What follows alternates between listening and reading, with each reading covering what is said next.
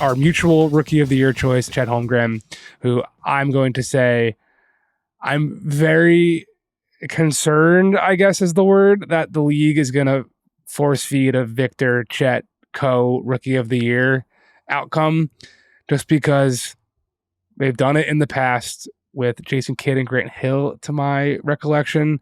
I think Chet deserves the recognition for doing what he's doing on a winning team. That's not to say what Victor is doing is less impressive, because the pieces around him are not Shai Gilgeous-Alexander and what have you.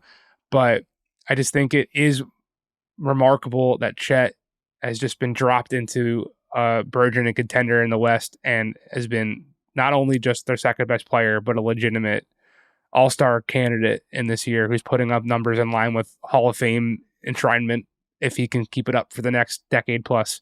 So that's my Chet Holmgren rant. Yeah, it's a good one. I firmly agree with it. But I was listening to somebody where the discussion was, well, yeah, but what if you put Victor in Oklahoma City? And it's like, yeah, okay, but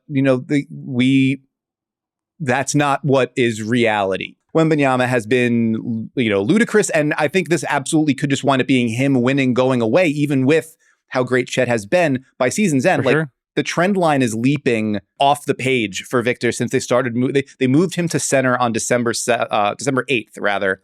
And since that time, it's 21 points, 11 rebounds, just under 4 blocks, and 3.5 assists per game. If this sort of continues the trend that it's been going the last 15, 20 games, whatever it has, with him at center and the way that they play, the numbers might just be like beyond reproach to a degree that he winds up winning, even though the Thunder are the superior team and Chet has been playing a gigantic role on a really good team all year. But I think that's I don't think you can understate the value of that. Yes, doing what Victor Wembanyama is doing without the surrounding talent is really hard, but so is needing to play 30 minutes a night on a team that thinks it can win a championship. And actually elevating that team to that level, not making mistakes, not being somebody that has to get yanked off the floor because you can't hold up on defense or you're going to get bodied too often.